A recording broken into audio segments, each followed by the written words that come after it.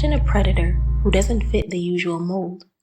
A killer who strikes again and then slips through the cracks of society for years, sometimes forever. That's what a serial killer does.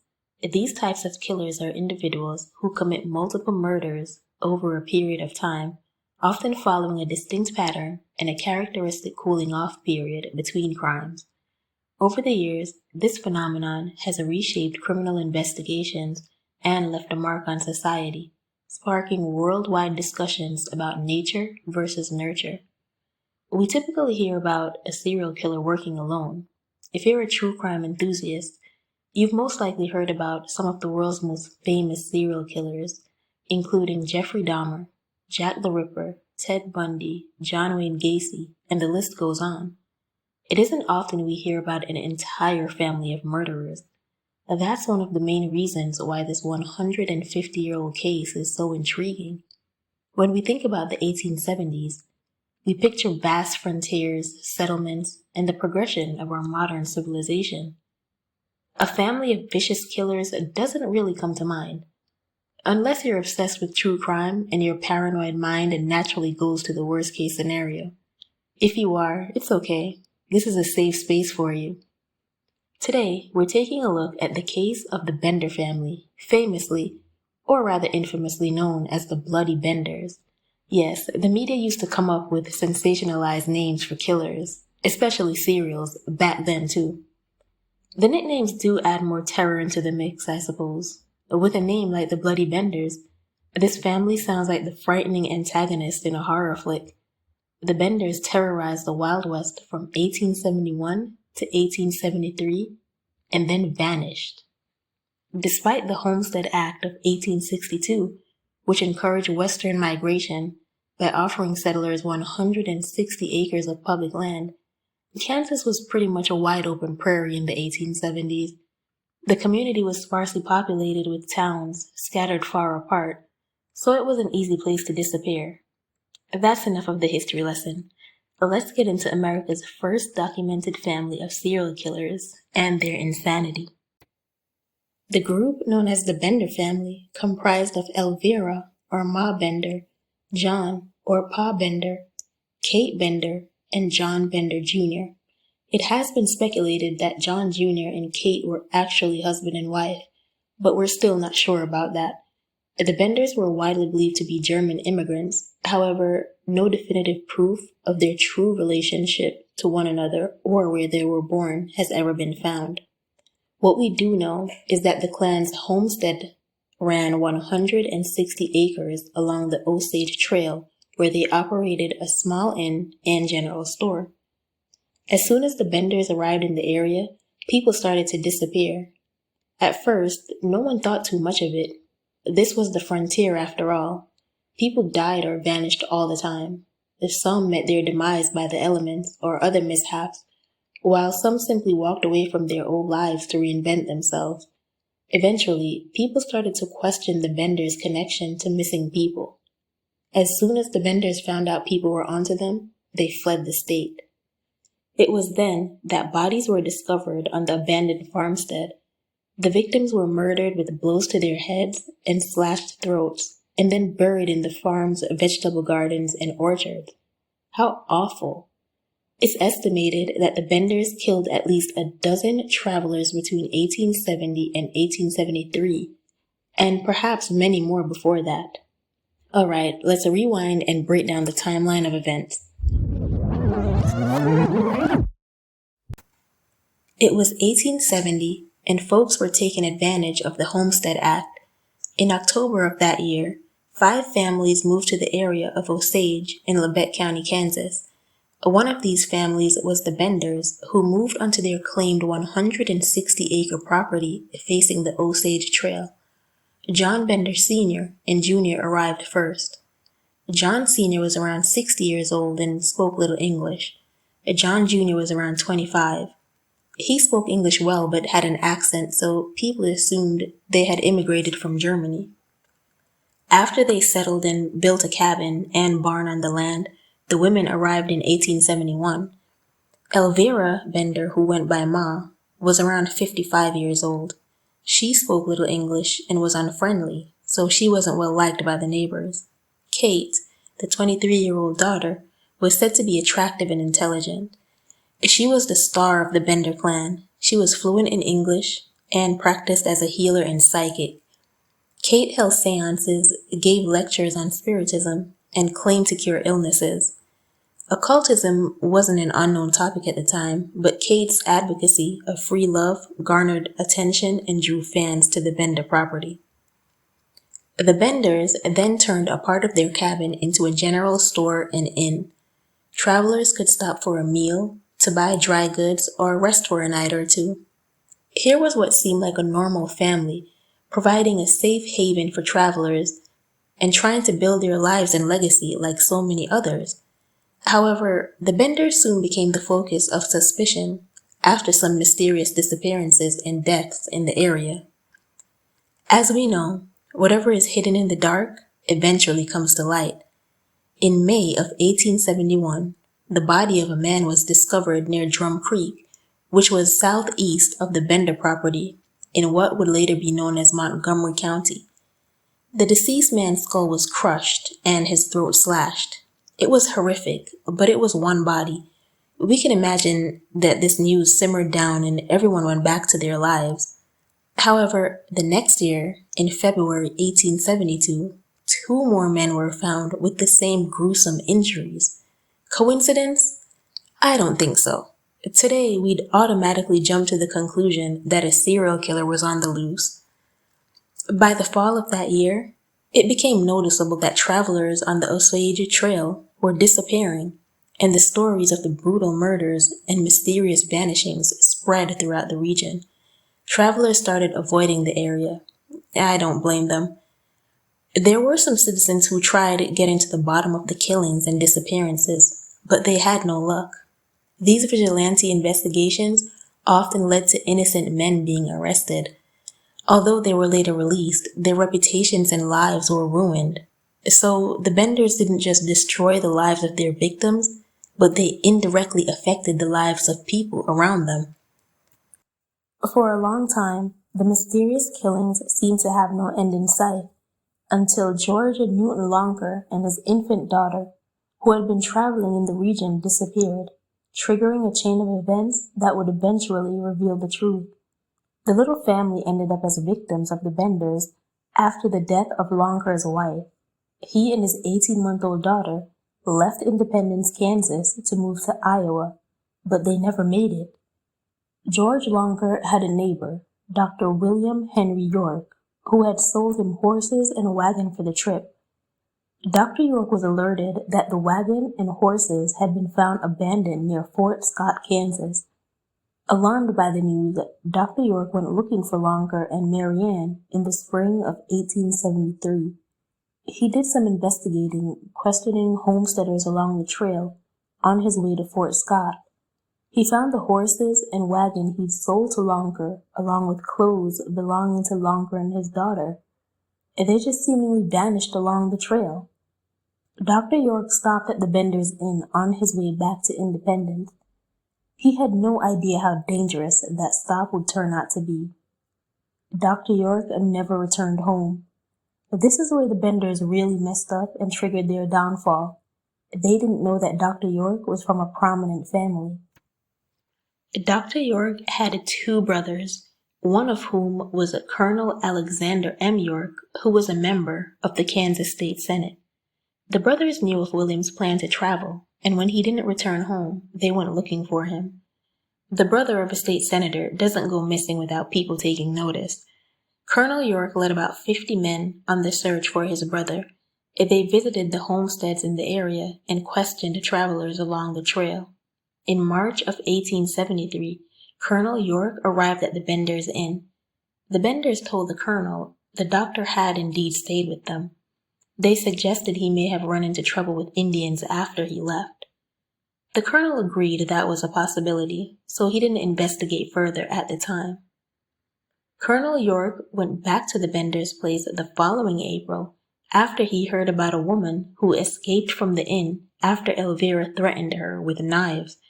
Reports suggest that Elvira pretended not to understand the accusation by blaming her limited English. But when the colonel repeated the story about the knives, she grew aggressive, accusing the female guest of witchcraft and claiming the woman had cursed her coffee, and that's why she threatened her. Elvira then ordered the men to leave the property. Wait a minute, Elvira. Your English is supposed to be terrible, and all of a sudden you understand it and speak it so well? Suspicious much? That was Colonel York's thought too, so he started giving her the side eye. Obviously, her English was better than she had let on. What else were the Benders lying about? What else were they hiding?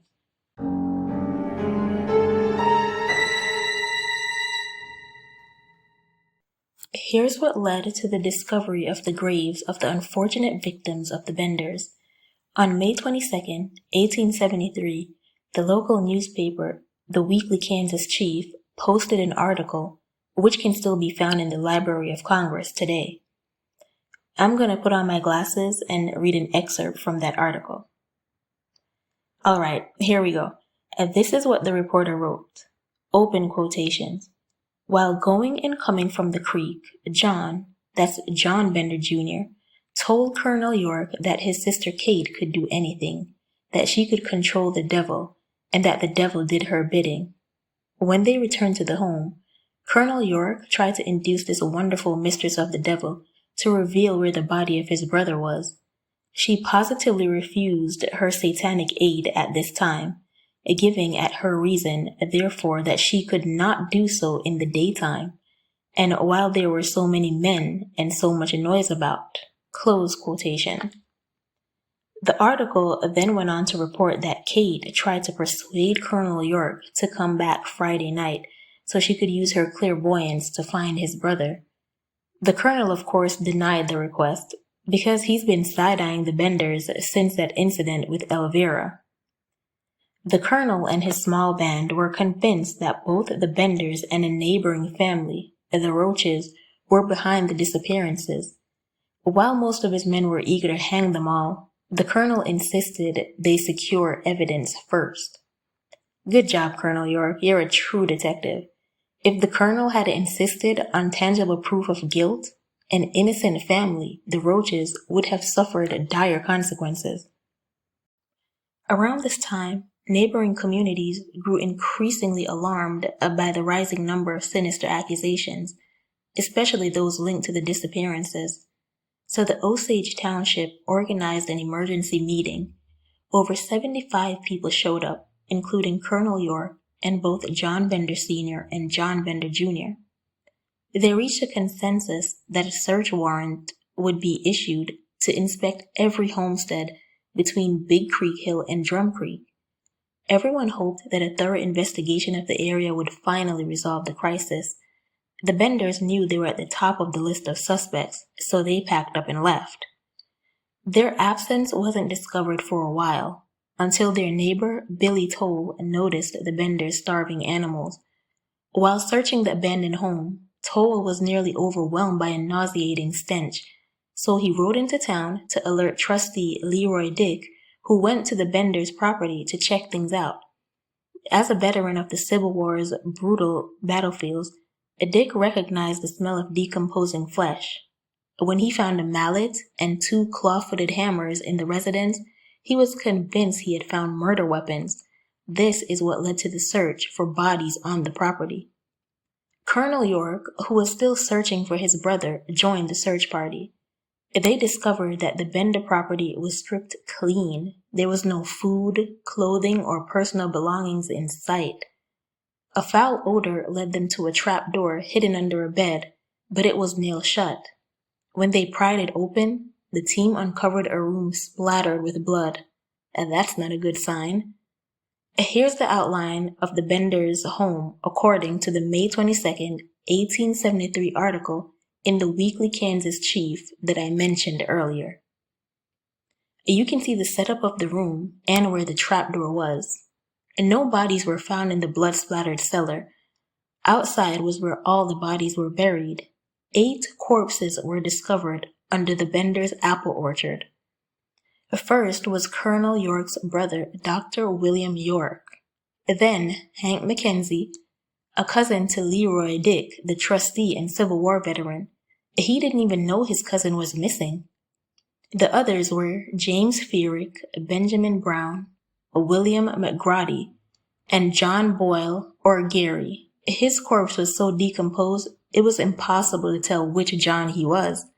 Finally, George Lonker and his daughter Marianne, whose disappearances had triggered the events leading to the horrific discovery of the killer family. Little Marianne was found under her father's leg in the grave. All the bodies except Marianne's had similar injuries, their heads bashed in with a hammer and their throats cut, so the doctor on site speculated that she had either been strangled or buried alive. It's noted that 3 more men were murdered in the area. They were believed to be victims of the Benders, but there was no proof. What was the Benders' motive for committing such treacherous acts? Maybe the inn and Kate's gig as a psychic and healer wasn't bringing in enough money, so they resorted to thievery to rake in bigger bucks. Back then, travelers typically carried all their cash with them, and on the prairie, almost anything, from supplies to horses, could be traded for some quick change. Many believe that the Benders didn't kill just for money, but also for their own sick pleasure, because why the overkill? Bashing someone's head in is enough to incapacitate them to rob them, but slitting their throats too? That's just doing too much. Of course, that's all speculation. I suppose we might never get a definitive motive. Nevertheless, a theory was formed on how the victims were killed based on the findings on the property. It's speculated that unsuspecting travelers were lured in with promises of a hot meal and a place to rest.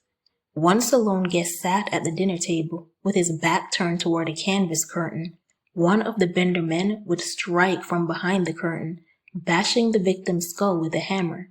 Then one of them would slit the incapacitated victim's throat, take his money, and open a trap door in the floor to drop the body into the cellar. Later, they would retrieve the body and bury it under the cover of darkness. When news of the grisly discovery on the Benders' homestead spread, reporters from all over the country traveled to Kansas to get a piece of the story. People were horrified and in disbelief. Gawkers flooded the Bender homestead to get a look-see at the property that had suddenly become infamous. Despite the national attention, numerous search parties and investigations, the Bender family wasn't found. The state even offered a $5,000 reward for the capture of the Benders. That was big bucks back in the day. That $5,000 is equivalent to more than $125,000 today. The hefty reward didn't help to bring the Benders to justice. It's understandable how and why the Benders managed to escape. For one, they had gotten a month-long head start before anyone noticed they had taken off. Reports say they fled Kansas heading south through tribal lands, places where white folks couldn't be prosecuted, and ended up in the even more lawless town of Denison, Texas. At the time, Denison was overrun by prostitutes and cattle thieves, and it fell under the jurisdiction of the U.S. District Court for the Western District of Arkansas. To make things worse, that court was ruled by an infamously corrupt judge. The Benders probably felt safe there, right at home among fellow lawbreakers. Even if anyone in the area had suspected or discovered their identities, it's likely no one cared. During the years following the Bloody Benders' discovered crime, there were several reported sightings, but nothing that ever led to the capture of any of the Benders. Something interesting did happen in 1889. A strange trial kicked off in Niles, Michigan, when a woman named Almira Monroe accused her daughter, Sarah Eliza Davis, of stealing. The courtroom was packed with people buzzing with gossip and wild rumors, but it wasn't about the supposed theft. Most were convinced that Davis and Monroe were actually Ma and Kate Bender. Were 2 of the Benders about to be served punishment for their treachery after nearly 2 decades? No such luck. At a preliminary trial meant to settle their identities, things only got murkier. Out of 16 witnesses, 7 were convinced that Ma and Kate Bender were the ones they saw. Another 7 insisted they weren't, and 2 just couldn't decide. In the end, the defense lawyers proved that Davis and her mother, Elmira Monroe, were definitely not the Benders. They were set free, narrowly escaping what could have been an almost certain execution for crimes they never committed. The Benders seem to have disappeared off the face of the earth, never facing justice. The Bloody Benders have become legendary in Kansas. Their story has been called the first documented serial killings in the United States. Major publications like the Associated Press and Harper's Bazaar reported on the gruesome story, creating a national fascination about the Bloody Benders. There have been movies, podcasts, and books that further propagated the family's story. A popular publication that told the story and shed new light on the serial killing family is Hell's Half Acre by Suzanne Janusis. From what we know about the Benders' lives, it's safe to say they never turned their lives around and became law-abiding citizens. They probably kept on stealing and killing while living on the lam, or they could have died from diseases that were prevalent at the time, or met their end by some other natural disaster, which often kill many travelers. The family's ultimate fate is still a mystery to this day. Some say they were caught and executed, while others believe they managed to escape. Over time, so much folklore and legend have grown around the Benders that it's nearly impossible to tell fact from fiction. And my imagination ran wild with theories about what happened to the Bloody Benders. I want to hear from you guys down in the comments. What do you think happened to them? Be sure to like and share this video, and don't forget to subscribe to the channel and turn on your notifications. Stay tuned for the next story on the Case Vault.